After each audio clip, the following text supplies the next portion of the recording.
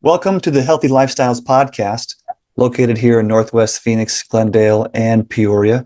My name is Dr. Nick Hunter. I am a doctor of physical therapy, and I own and operate Preferred Physical Therapy, where we have helped hundreds of people aged 40 plus stay active and independent, live free from painkillers, and avoid surgery, even if they've had pain for years. I've written 8 ebooks on how to treat common injuries and hosted numerous webinars, all in an effort to help educate the public on how to care for and maintain their bodies to live with joy, dignity, and without compromise. This podcast is intended to help you make better decisions about your health so you can find joy in the journey by bringing together top healthcare providers, fitness experts, and nutritionists in the area to give you the knowledge and confidence needed to make good health decisions. Thank you for joining us today. Today we have Julia Larish, owner and founder of Dead Red Conditioning. She is the nutrition director and head of programming there as well. She is also the owner of Arizona Sky Volleyball Academy. She currently serves as the assistant volleyball coach and head strength and conditioning coach for the Scottsdale Community College volleyball program. Julia was an All-American volleyball player at Scottsdale Community College and went on to play Division I level volleyball at the University of Texas at San Antonio. She finished her college career making the all-conference tournament team at regionals. Julia has a master's degree in education and a bachelor's degree in kinesiology. She spent 3 years as an assistant chef and performance intern at EXOS, formerly known as Athletes Performance. Julia is also a CrossFit Level 2 trainer and a certified USA weightlifting Level 1 sports performance coach. Julia was introduced to CrossFit in 2011 and, like most people, became quickly addicted to the methodology. The DRC has been a dream come true for Julia because she's been able to integrate her expansive experience and knowledge to help others reach their goals through fitness and nutrition. She says, "The thing I enjoy most about what I do is the opportunity to inspire women to develop a passion for fitness and become stronger than they had ever realized." Julia, it's an absolute thrill and joy to have you on our program today. Tell me, did I miss anything in that introduction? I think you got it all. Thanks for having me. I appreciate it. Yes, absolutely. This is the first time we've had someone come back and join us on the show again. Julia was a podcast guest almost 2 years ago, and today we've expanded a bit more of our relationship with Dead Red and Dead Red Kitchen because we are similarly hoping to help you, our audience, understand the importance of nutrition and even more particularly the use of supplements in your health journey to ensure that you are living the best possible life. And so Julia has a bit more knowledge on this topic than I do. We're going to be asking her all kinds of questions so that we can better understand how we can better judge supplements and why supplements are useful, and then how to best use nutrition as a way to recover from injuries. Well, there's a host of questions that we're going to go over, but those are some of the highlights. But let's first better understand, Julia, why are you so passionate about nutrition? What got you on this journey? Well, being an athlete, I was always trying to look for any edge that I could have to be, better than the person across the net for me, or even just better than I was the day before, really, is what I ended up getting to by the end of my career. So I was always trying to figure out how I could perform my best, how I could feel my best. But really what pushed me into the journey initially was throughout high school, I would get really bad stomach aches and debilitating to where I couldn't stand up all the way sometimes. And I went and got all kinds of different testing done and tried to figure out what was going on and could never really get a super profound answer back, just kind of, pay attention to it, take some of this medicine when it starts to come on, stuff like that. So I never felt super satisfied with the answers that I got. And once I graduated college and was at Athletes Performance, I was actually more into the strength and conditioning throughout college. Then I started to enhance my nutrition knowledge there. So part of our internship, they educate us on the nutrition piece of things. And so I got to work with their registered dietitians. I got to work in the kitchen. And I got to see firsthand how food could really change the performance of these, we were working with the top 1% athletes. So I would see their body composition change from extremely low to even lower. So sometimes when they'd come in with a starting body fat percentage that to me is most people's end goal, I thought there's no way this person's going to get that much fitter, or that much better. And lo and talk behold, about, because I think a lot of people don't understand how elite the facility that you were at. Like, I mean, you said the top 1% of athletes, but we're talking pro level athletes, like high performing college athletes. To give us a little bit more background into the facility that you were at and why it was so unique. Yeah, so Athletes Performance, it's now, they've rebranded as EXOS, but Athletes Performance is what it was called when I was there, is a space specifically designed for the best of the best athletes when it first started. So what their whole philosophy was that they wanted everything that an athlete would need to perform their best under one roof. And so because of that, it drew the very best athletes or the very best prospects. So they still do combine training for the football guys. So all the top football prospects, all come and train for 8 weeks there before they go into their combine. The MLB baseball players, they do their training right before they go into spring training. There's a huge group of them and they would do that there. We worked with the Coyotes when I was there, the hockey team here in Arizona. We went and did their training for their preseason. I got to cook food for Larry Fitzgerald, Marshawn Lynch, Adrian Peterson, some of those. If you're a football person, you know those names. If not, those are big names. Much to you probably. But so these are like the best athletes in the world. These are multi-million-dollar athletes. Correct. $100 million athletes that are coming in, and even prospects that are coming in, hoping to sign their multi-million-dollar deals, and they're utilizing this facility to get them as prepared as possible to perform at the highest level possible. Yes, because really at that point, it's such a small thing that separates them from the next best person in their position, or, them between getting a slightly bigger contract or whatever it is, or their best performance on the field. They know that the separation, the level of difference is splitting hairs almost. And so they are always looking for their best opportunity to become their best self, essentially, or to be just a tiny bit better than they were the day before, like I said. So Athletes Performance is well known and has been well known. Their reputation is that they are the most cutting edge in their techniques, in their knowledge, in the testing that they do to best prepare athletes all around. So it's not just the strength and conditioning, it's also their nutrition. They have physical therapy and athletic trainers there. They have a whole recovery, almost like spa station with massage therapists as well. They have a whole day called regeneration. So I learned all about recovery there as well. So it really truly is training the entire athlete in the whole package of them being their very best self as far as strength goes, as far as their nutrition and their recovery goes. So it was one of the best experiences of my life. I learned so much. I learned more in 3 months there. I was there for 3 years total, but in the 3 months I was there, I learned more than probably I did in my whole undergrad degree. It's just the hands-on training and seeing it play out day after day, over and over again.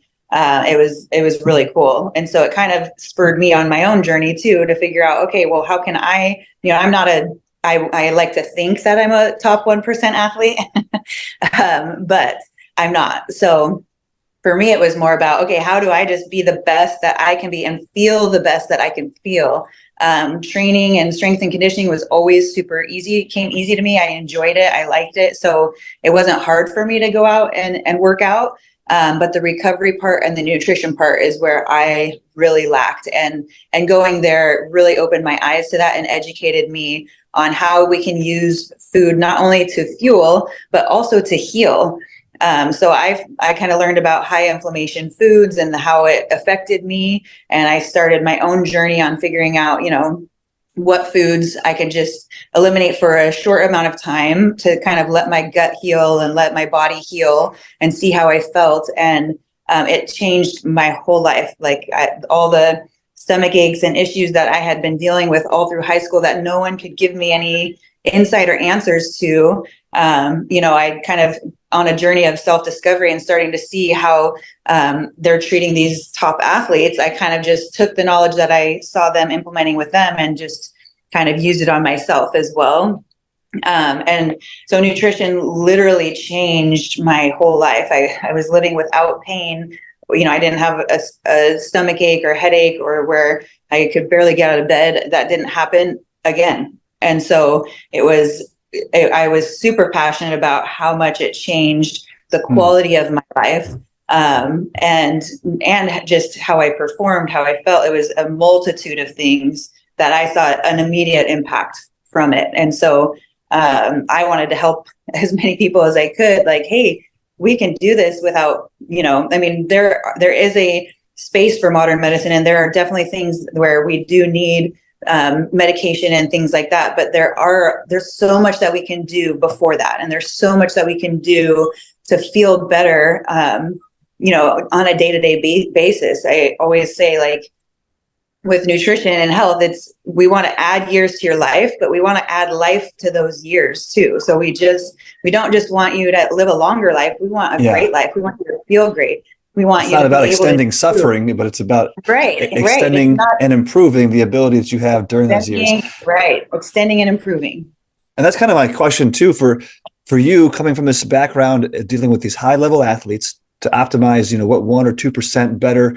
In some cases, a tenth of a second can mean the difference in whatever level of contract.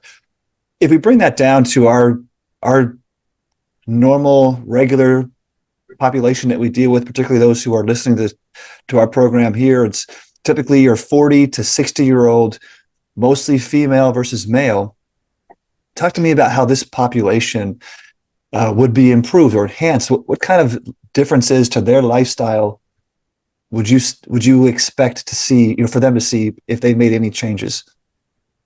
That's what's exciting to me, is that this demographic, really, you see the results greater and faster than the top 1% athletes usually. So really what I see the most specifically in females is just overall feeling better, sleeping better, like more energy, feeling like their hormones maybe get a little bit more balanced just naturally, by being a little bit more specific in their approach to nutrition. A lot more energy, a lot better recovery, feeling stronger, and like they can do more when they are working out, and sleeping better are usually, that's the feedback. So just those ones, huh? just the feeling better, sleeping better. I always say I always say the side effect of this, like the small side effect, is weight loss for a lot of them, but these are the main things, really. Yeah. A small side effect might be weight loss, but here's the big ones. And I think you brought up a great point, is like the margin of improvement is bigger, and is the margin of noticeable difference is larger for these patient populations than they are in the pro athlete who's already, close to that highest level of optimization for them physically. They're already nearly there. They're just looking for that little degree difference. And you're talking about going to our regular patient population, the folks who don't necessarily demand on their body to be multi-million-dollar performers. We're talking about our everyday folks who are looking for feeling a little bit better, sleeping better, maybe fewer mood spikes or changes, feeling as though they're their best version of themselves throughout the day, so that could be a better time spent with colleagues, with friends, family, whatever that might look like for their workout, for their recovery, so they can enjoy more workouts throughout the week. Like these little things that ultimately define our lives, particularly for this middle 70% of the population that would benefit from these kinds of things. Yeah. And it's what I hear the most often is, I didn't realize how crappy I really was feeling, because when you're in it, you just don't, it's just your everyday. You just kind of get used to it. You're accustomed to it. Feel good. Right. And then once you feel good, they're like, wow, I really didn't realize how crappy I really was feeling until now I know what good feels like. So yeah, that is what I'm super passionate about, is seeing people make those changes and having those results. It's amazing, and it's exciting, and it's fun to be a part of it. Without jumping to too many specifics, but one of the questions I field a lot in my clinic is concern over bone and joint health. So a lot of our folks over 50, particularly females who have family members, maybe they've seen their mom or their dad go through some osteopenia or osteoporosis and are feeling like if they don't do something now in their 50s and 60s, what does their future look like? Do you have any specific recommendations that you would make for a population like this? Now, obviously, without getting into specifics for any one individual, but for folks in this population who have concerns about bone or joint health, what are some recommendations that you feel like you could make that they could implement right away? Yeah, the trifecta, I like to call it, is some sort of impact training. So walking, weightlifting, so it can be simple, walking every day, just adding a little bit of impact in your day, collagen supplement. And that could be for everybody. Everybody should be taking some sort of collagen supplement, even if your bone numbers are greater. There's no history of it in your family. It's just a great supplement to help with some of that joint and muscle recovery. And then fish oil. Those are 3 things you could do. Simple. You can get those anywhere. It's very easy to find those 2 supplements, and very easy to just go outside and take a walk. Try to walk 5 minutes, then maybe 10 minutes, and keep building on that. Let's break those down. Because before we get into a dose, let's break those. Why impact? What is the impact? And when you say impact, we're talking about resistance training or some kind of loaded or body weight load through the limbs, particularly the legs and spine. So femur and spine are historically the bones that are affected most by osteoporosis or penia that lead to fracture. There's even some research that suggests folks who fall and fracture a hip are actually falling because their hip fractures before they make impact to the ground. Tell us about why is it load that's so important for this population?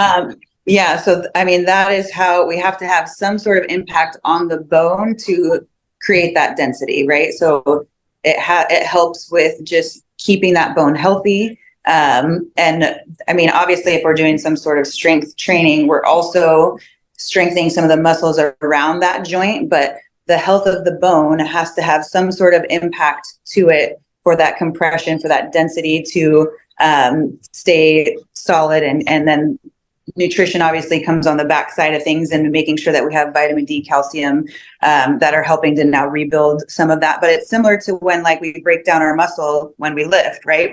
We tear our muscle fibers, and then protein goes back in and rebuilds it a little bit stronger.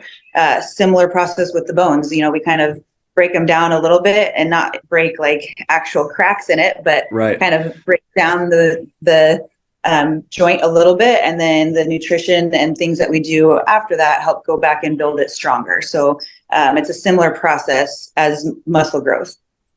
Absolutely. So if we get even a little bit nerdier with that discussion, it's about the idea or the reality around the stimulus that the body needs to trigger bone growth is load.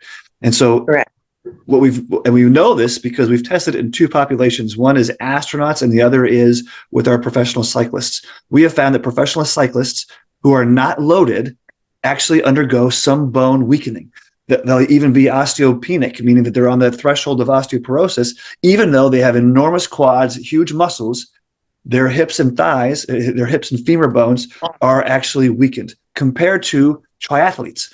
Meaning that those who cycle long distances, your Tour de France, your professional cyclists who exclusively cycle have weaker bones than those who are triathletes who will run a marathon at the end of they don't have the same bone concerns that cyclists do. And then when astronauts come back, we're worried about their bone. And so they've undergone additional levels of intervention while they're in space, which is through supplements, but also through loading to mimic the gravitational forces that stimulate our body to develop bone.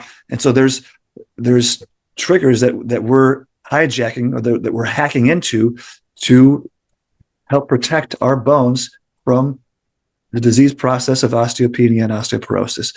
And so resistance training or loaded training is vitally important. And then you mentioned the addition to that is now we want to supply the body with those materials. Once we've triggered that bone growth to occur, we need to have the construction materials, the supplements to support that Right. bone growth. And then you Right. mentioned fish oils and vitamin D and Yeah. and then one other, what collagen. Yes. Yeah. Because I mean, similar, I think a lot of people think when they go and work out, they build muscle. And it's really the workout is the first part of building muscle. Same with like bone density. The load is the first part of it. But It's then the the stimulus. follow It's up the, yeah, is good the point. recovery. So the recovery is, okay, yes, I went and lifted all this weight, but then did I get enough protein to go in and now make that muscle grow and repair that muscle? Because the repair and the recovery of that muscle is what makes it grow. The repair and the recovery of that bone is what makes it stronger. And so that's where nutrition works hand in hand with this for your health long term, because that's a great first step. And even going and working out and just walking and none of the nutrition follow up, it's still a good thing to do. Don't get me wrong. But to maximize the benefit of what you're doing, the nutrition piece comes on the backside of it. And it's actually the recovery that happens with the food and nutrition that we're feeding ourselves that you will see the maximum potential after the fact. So it's like, it's great if I lift 1,000 pounds in the gym, but then if I only have 10 grams of protein, that whole day following up, my recovery, I'm not going to have enough to go back and build that muscle stronger. So I'm not going to actually grow the muscle in the way that I could, or gain that bone density that I could have if I would have, increased the amount of protein, increased the amount of collagen. For me, the fish oil is going to be more about like the joints feeling their best to help accommodate some of this workout or accommodate that lifestyle. It's not necessarily going to add to your bone density. But to me, for joint health that you're talking about, it does help with those joints just moving a little more fluidly, so it's less painful if you do experience some of that joint pain. The collagen and the vitamin D, that's what's going to help with actually rebuilding and helping the strength of the bone. Now, you said fish oil. We're talking about omega-3s. Tell us a little bit more about the fish oil type in terms of, because it can be overwhelming. Going to any kind of, I walk down Costco and see the aisle of supplements, and it's like all kinds of different brands, all kinds of different things. Help me decide, how would I determine what supplements would be best, and then how do I know if it's working? The best for fish oil specifically is omega-3. And what you want to look for to make sure that the oil, because it's a very light oil and it can get rancid pretty quickly. So things to look for to make sure it's a great quality is a dark bottle and a dark capsule. If it has a light bottle or a light capsule, if any exposure to sun can make that oil go bad, and now it's not going to have the same benefit within your body. I always, for all supplements, look for third-party testing, just because there's so much out there. So I look for that. My best and easiest test for if you know that your fish oil is good or bad is to, sounds gross, but I challenge all of you to do it. Rip that capsule open and taste the oil straight up. It shouldn't be super fishy. It should taste oily, and it should maybe have a hint of a fish to it, but it shouldn't be super fishy. If it's really fishy, then that means either the source of where they got that oil is more from like the skin of the fish versus like the actual liver of the fish, or that oil has gone bad. So for me, that's the easiest tried and true test. You open up that capsule, taste that. We did a whole oil challenge one time with our people at the gym, and did that where we challenged them to open it up, and if they would, they get a free bottle. But that's, to me, the easiest way to test it. So that way, it's what the quality is. It should taste oily with a slight hint of a fish flavor, maybe. Some of it won't even have a fish flavor at all. That's even better. Just save us a little bit of that concern. What are some of the better brands to look for? What are some ones that just we should trust? My tried and true trusted brand, 10 years and counting. I've met the CEO and spoken with him specifically. So it's a great brand, is Puori. So Puori. Okay. That's the brand I'd stand by all day, every day. And where can you find that? We sell it at our gym. You could find it on Peoria's website. I believe you can get it on Amazon now, even. Just like anything else is pretty much available there. But their fish oil is the best I've come across in my 20 plus years of searching for supplements. Okay. Fantastic. All right. Perfect. And then tell us a little bit about, in terms of, are there any other particular vitamins or supplements that become more and more crucial as we age? You mentioned collagen, you've mentioned fish oils, you've mentioned protein, kind of, but maybe we should go into protein a bit more, but vitamin D you mentioned. Are there any other supplements that you feel like as we age become more and more vital? Yes, I think everybody should be on collagen, vitamin D3 specifically, magnesium, fish oil, and creatine. Creatine, okay. Creatine is the more and more research that comes out for brain health and anyone that has any type of brain atrophy in their genetics. It's showing to help with that brain activity. So like dementia or slight memory loss. So atrophy is like a shrinkage of the brain, which could be some Parkinson's type concerns. You're talking about any of those family history concerns.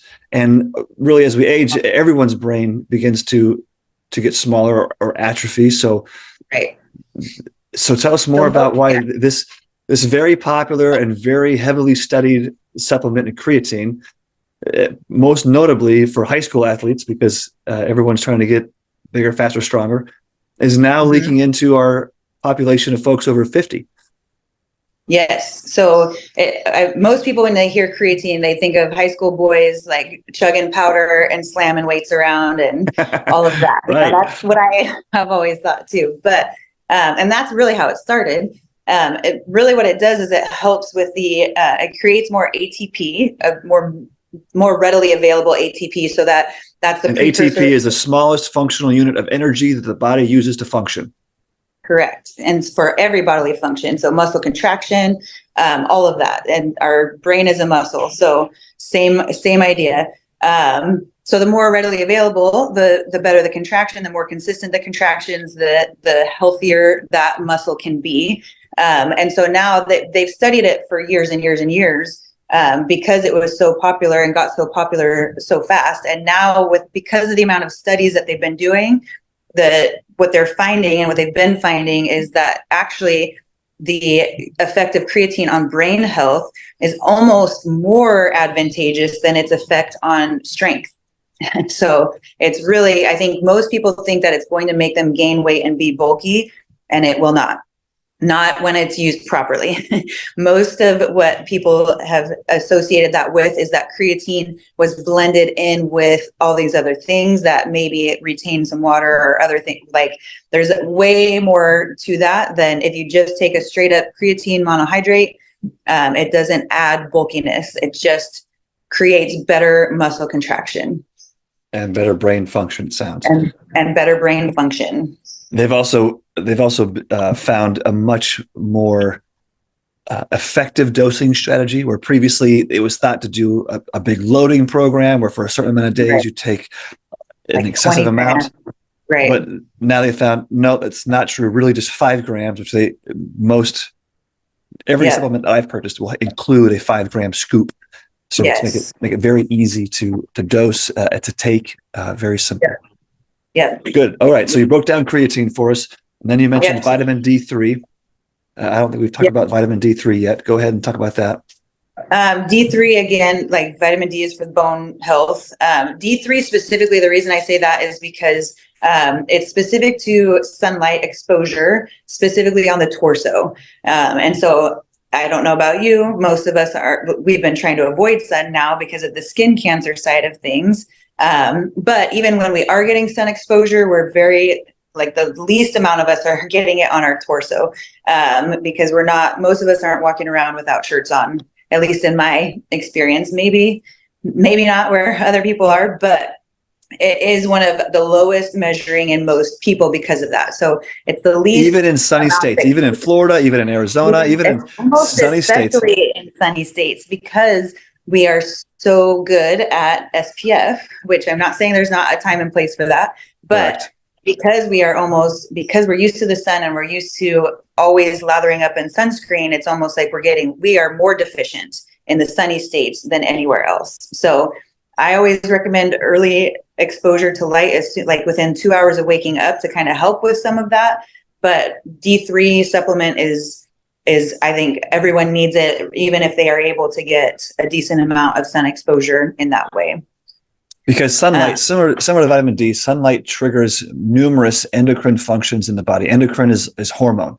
And so any kind of hormone regulation, so sleep patterns, even some recovery, all these things are affected by our sunlight exposure. And I've read studies that demonstrate that 40% of our endocrine function from sunlight is absorbed through our eyes.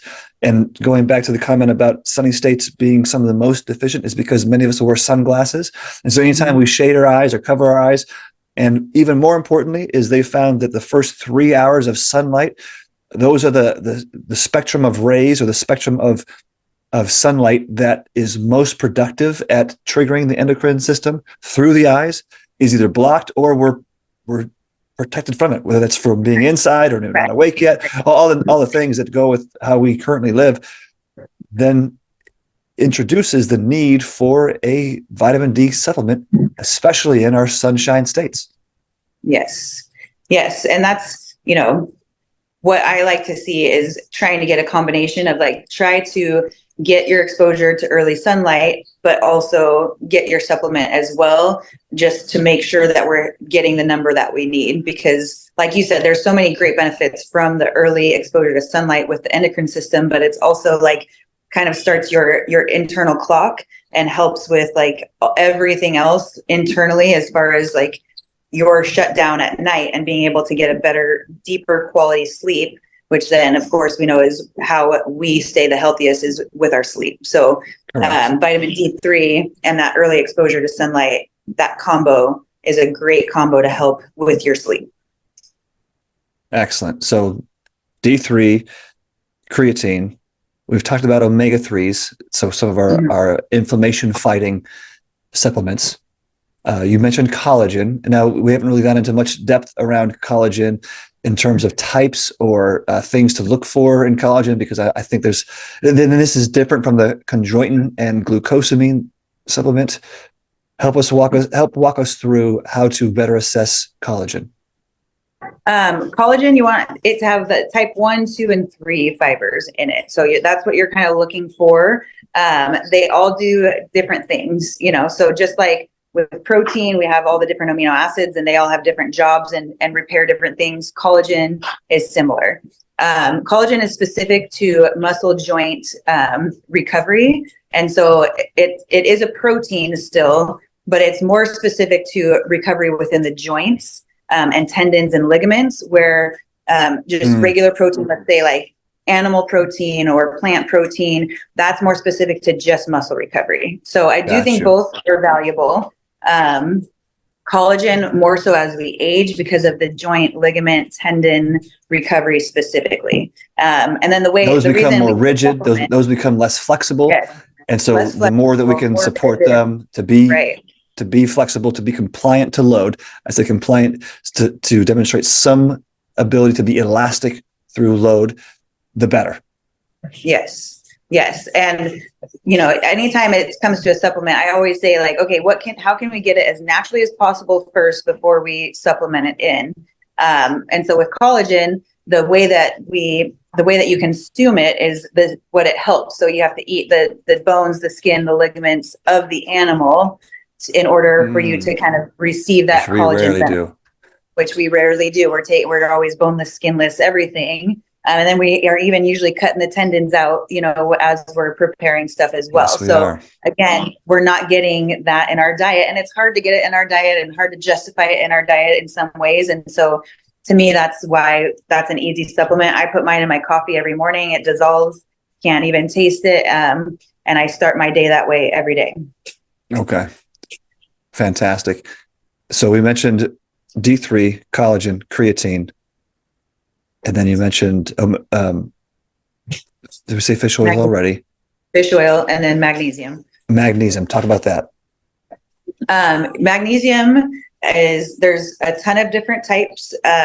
Mainly it's utilized for sleep and recovery in that way. So it's helpful for sleep.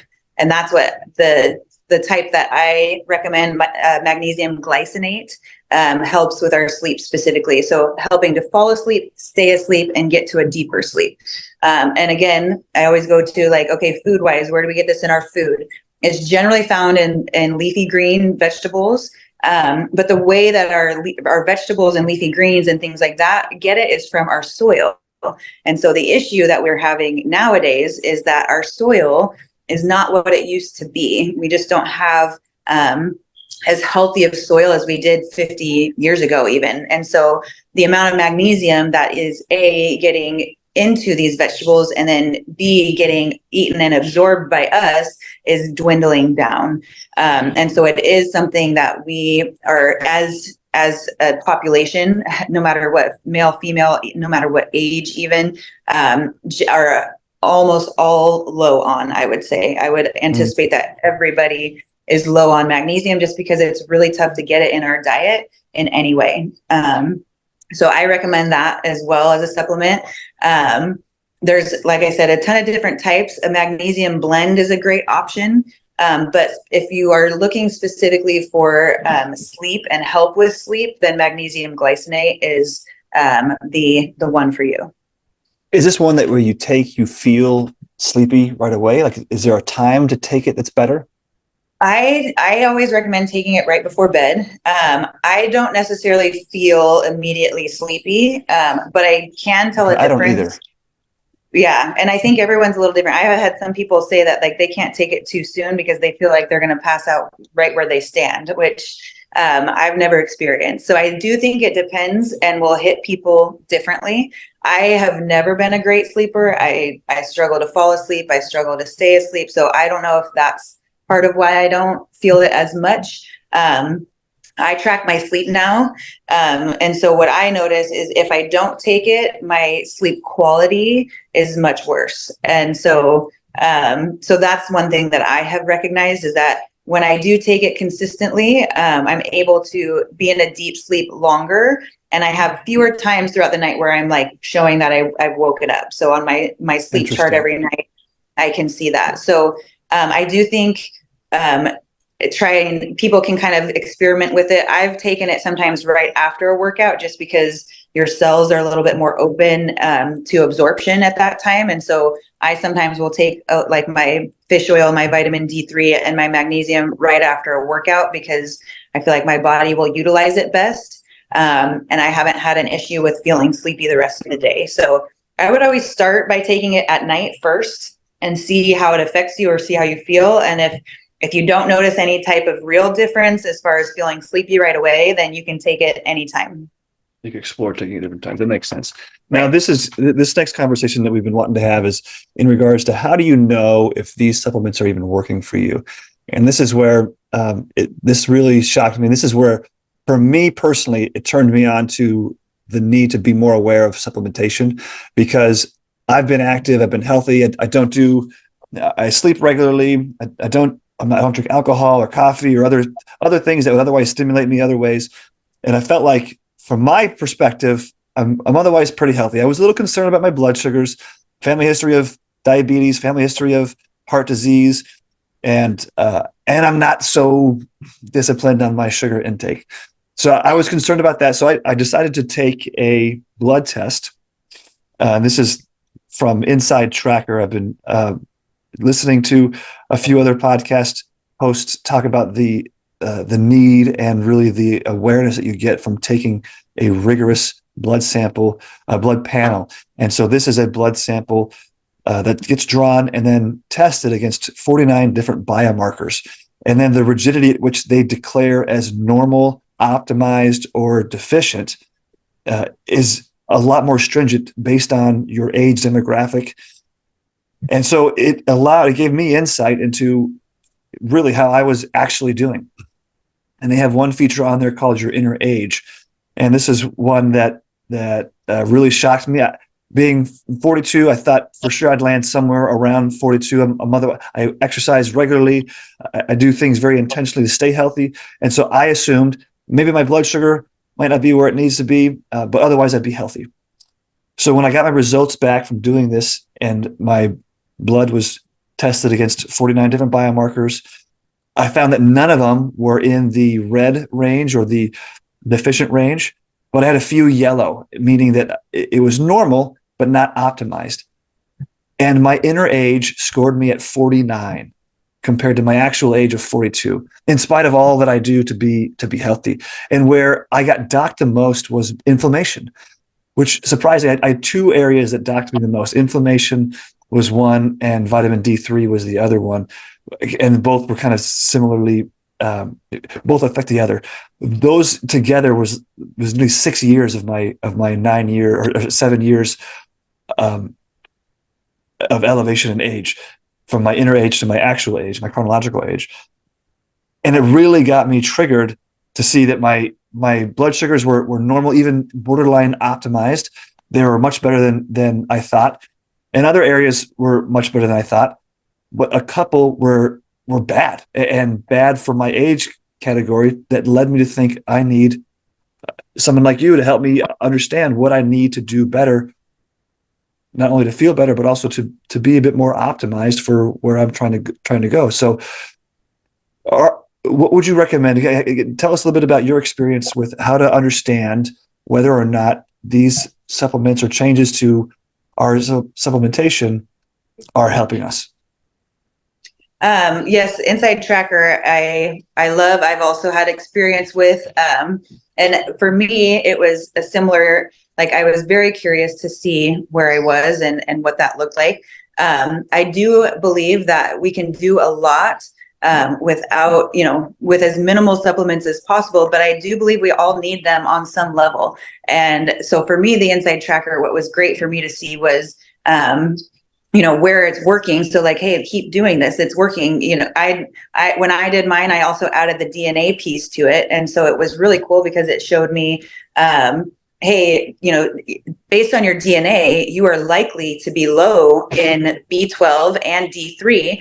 And then when I looked at my numbers, I was actually optimized in both of those. So it said, hey, even though your DNA says that you should be lower, you are actually optimized. And so for me, it was kind of that refresher, that reminder again of like, okay, sometimes I wonder, like, are these even helping? Is my body even responding to this? I've been taking these so long. Is it even doing anything?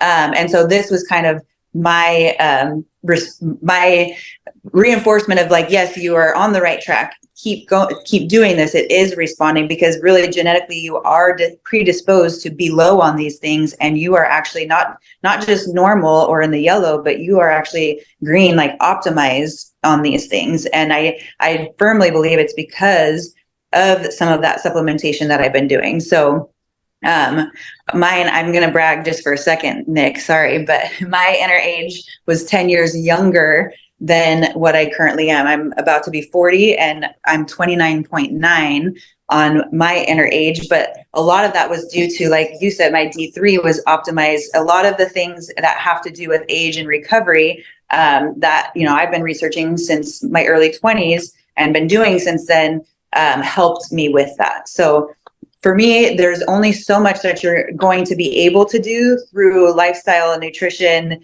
what you're consuming and all of that. And the thing I like about Inside Tracker is that it really can help you know specifically for you, okay, here's areas, just 2 or 3 areas that you specifically need to focus on. So it's not as overwhelming, like I need to take 300 supplements now.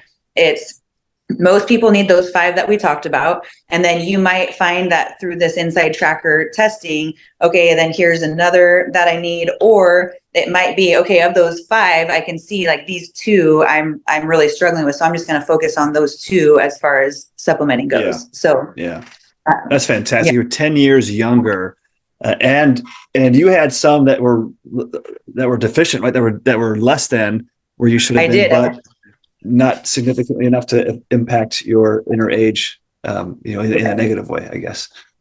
Yes, I had some red. So they do yellow, red, green, which is helpful just visually to see. I did have some red, but the ones that were red had a smaller impact on my overall health and my overall inner age or inner just how well my body functions on the inside. They were smaller pieces of things that I now can focus on and try to improve those. That's impressive. One of the things that I've really liked about Inside Tracker compared to some other services that do a similar thing is the fact that they're non-biased in terms of they don't additionally have a side where they sell supplements or they sell things that will impact your numbers. Because from my perspective, there's an opportunity where there might be some false narrative or false testing that would say, oh yeah, they're paying for these things, so let's show that they're getting better at these things. Other blood testing groups I looked at would do that, where they would do a lot of the blood testing and sampling for you, and then they'd recommend their supplements. And where I feel like that may not be the most honest, not that they're doing anything wrong, but there's room for some bias. And yeah, from a scientific standpoint, we're always looking to remove bias and remove variables. And the more that we're able to say, hey, here's a result, here's an intervention, does my result change? And we're looking at, now that we have a result and we understand what needs to change, I make those changes. Did those changes produce the outcome that I was intending? And so for me, my plan is, okay, I have my baseline. I have my baseline result. I now understand what's going on. I'm going to make these changes. And then in 6 to 9 months, I'm planning on September, I'm going to retest, and did those changes take any effect? And then if not, what's my next step from there? Yeah. Yeah. And that's what I really liked about it too, was the unbiased side of it. And I love the app that goes with it, and where it allows you to take your results and then it creates kind of your own plan along the way to help you improve those numbers. So I'm planning to retest. I'm probably going to do a 4-month retest, just to kind of keep closer tabs on it, or just to see if 4 months, what changes. The recommended is 3 to 6 months retesting for wellness. But you can kind of go on whatever path makes sense for you. But for me, that's where I like that there's a plan, and now I can look every day and say, okay, there's my reminder, here's my plan, and here's what I'm trying to now implement to improve some of these other numbers. And then I'm very curious to see what the retest looks like. Yeah, fantastic. And Julie, you're doing a seminar. For more information, there's something coming up. Tell us a little bit about that event. So January 17th, it's a Wednesday night at 7 p.m. I will be talking about our nutrition challenge that we run at our gym. It is a habit-based challenge, so it's not extreme. We're not trying to do major diet extremes and, do anything super crazy. It's that, we meet you where you are, and we kind of start to just add a couple of habits per day to increase your overall wellness and health and get you feeling better. And then usually we find that habits kind of stack on each other, right? You start doing 1 or 2 things and then it bleeds into the rest. So on that Wednesday night, I'll be talking about the challenge and how it works and what it includes and what some of those habits are that we will encourage you to do, and how we hold you accountable to those. We will also have the option this year to add on the Inside Tracker testing. We do have a discount code. So that way we can now tie it in. So we'll get your Inside Tracker results with your blood work. So then you can start to now not only start adding some just healthy habits, but now it will get more specific things to you, and help get you on your path, so that when you retest, you can kind of see what improvements you can make. You'll have me to help guide you through that and help you with those steps, so that if you have questions or if you need more help with what results you got from Inside Tracker, then you have the opportunity to work with me specifically on that as well. So Wednesday night, it would be awesome to have people there and to come find out more about it. We will be giving you a discount code as well. So if you mention that you listen to the podcast, then we'll give you a discount code for that challenge as well. So even better. Yeah. Right. All right. Well, fantastic. Julia, awesome to have you on the show again. A wonderful opportunity and enormously impactful information. Thank you for taking the time for us today.